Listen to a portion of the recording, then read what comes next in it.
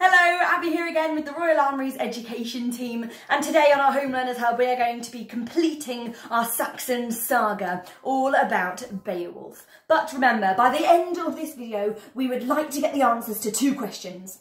What animal is on top of the pioneer helmet and why is it there? So, you ready? So we left off with Beowulf vowing to help King Hrothgar get rid of the Grendel monster. The monster that can't bear the sound of happiness. Beowulf and his crew jumped into their boats and sailed across the seas. When they landed at King Hrothgar's shores, Beowulf walked up to the king. And the king said, "Who on earth are you?" But before Beowulf could reply, his warriors answered for him, chanting his name. Are you ready? You're going to chant with me now? Beowulf! Beowulf! Beowulf! The king warned Beowulf that although his gesture was a grand one, no weapon could harm the Grendel monster. He must be unbeatable. But Beowulf responded boldly. He said, "Then I shall use my bare hands." Put 'em up, corner. Put 'em up.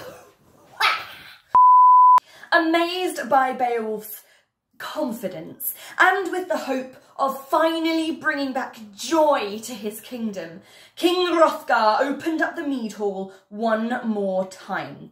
They were trying to lure in the Grendel monster.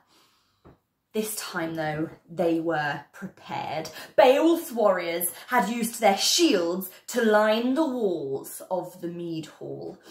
Beowulf himself, he lay down his sword, and he laid down his boar-crested helmet, for he knew they would be of no use against the Grendel beast.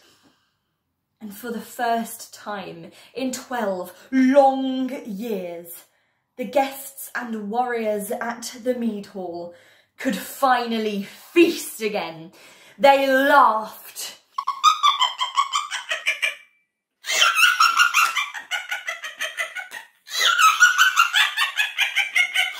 They sang, la la la la la, ooh yeah, ooh, ooh.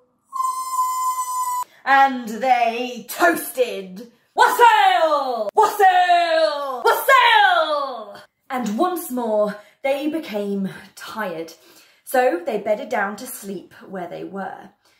But not everybody. For you see, Beowulf and his warriors lined the outside of the mead hall, and they crouched to the ground.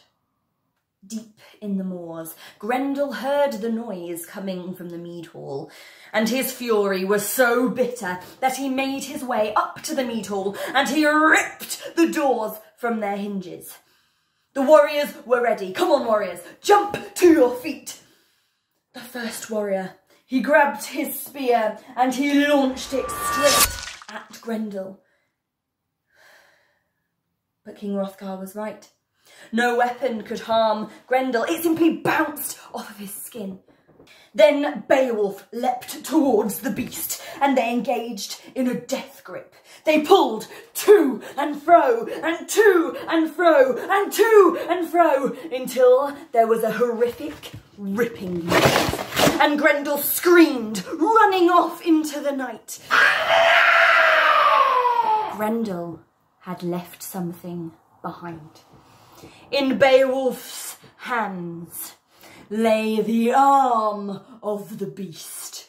Beowulf lifted the arm above his head and the crowd cheered! Hooray! Beowulf! Thanks to Beowulf, King Hrothgar's kingdom could be joyful once more, and Grendel would never be seen again. And that is where we end our story. Now Beowulf, he goes on to face even more daring deeds, but they will have to be tales for another time. We were trying to figure out what animal is on top of the pioneer helmet. Do you think you've managed to figure it out? I'll give you a clue. It's the symbol of one of the gods or goddesses. In fact, can I get a drum roll, please? And from you. Ready? 1, 2, 3. It's a wild boar, the symbol of Frigg. She would ride into battle on the back of a wild boar, or so the stories go. Now, can you remember what Frigg was the goddess of? Protection. Protection and love. And so it makes sense to have her symbol on armour, because armour is designed to protect you. Now, Beowulf was originally a poem. Perhaps you could write your own short poems about a piece of armour. A piece of armour that you might want if you were Beowulf. It could have the symbol of Frigg on it, the symbol of the boar, or you could create your own symbol, something that represents you. But I would really love to see some of these poems and read through them. And hopefully I'll see you again soon on another instalment of our Home Learners Hub.